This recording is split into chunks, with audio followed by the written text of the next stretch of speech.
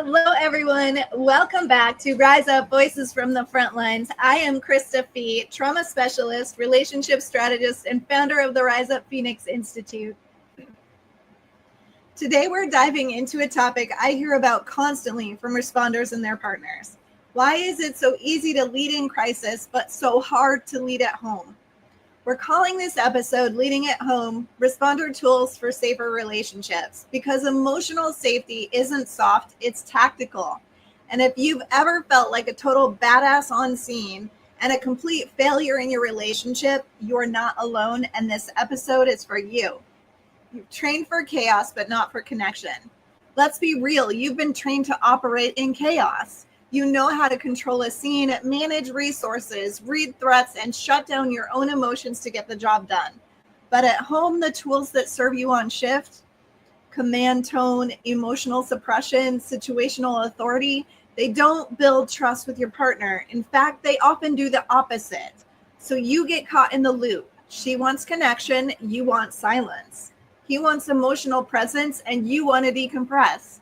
They ask what's wrong and you say nothing, I'm fine. And inside you're either shutting down or so flooded with emotion you don't even know where to begin. That's not a communication issue. That's a nervous system leadership issue.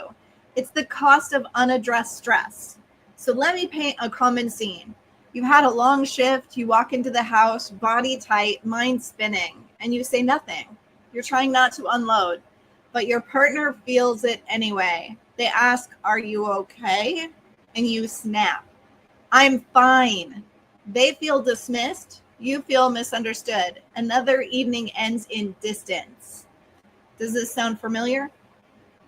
This is what I call emotional bleed over. It's not about what you say. It's about what your body is broadcasting.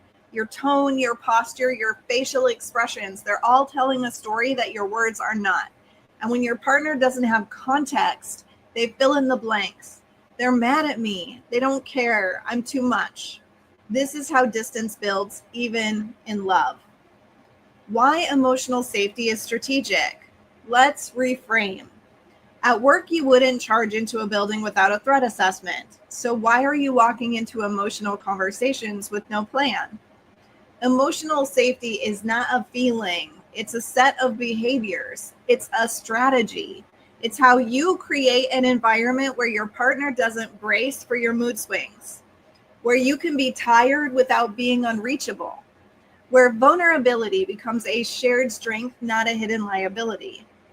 The best leaders I know are not the ones who bark orders. They're the ones who regulate first and then lead. And yes, this includes at home. So here are a few tactical tools for emotional leadership. Here's 5 responder-tested tools that I teach inside the Rise Up Responders and Relationship Reset programs. Transition like you decon. Create a gear down moment when you leave shift.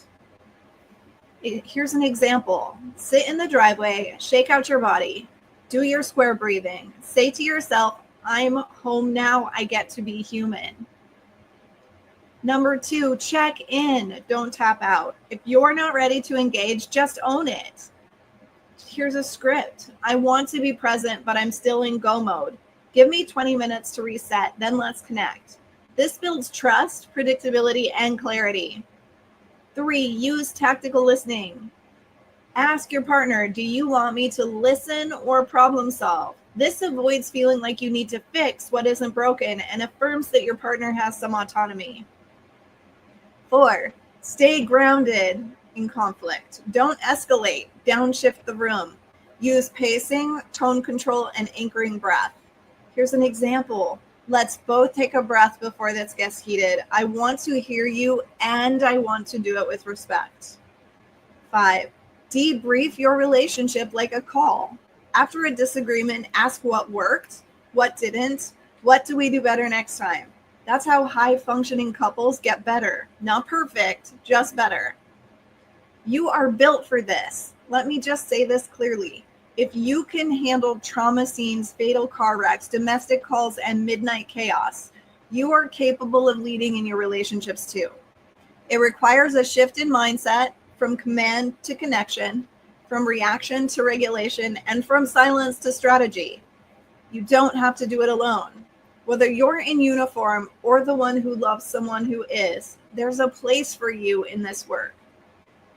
So join the mission. For frontline professionals, join the RiseUp Responders community. And for couples and individuals, join the RiseUp Relationship Reset.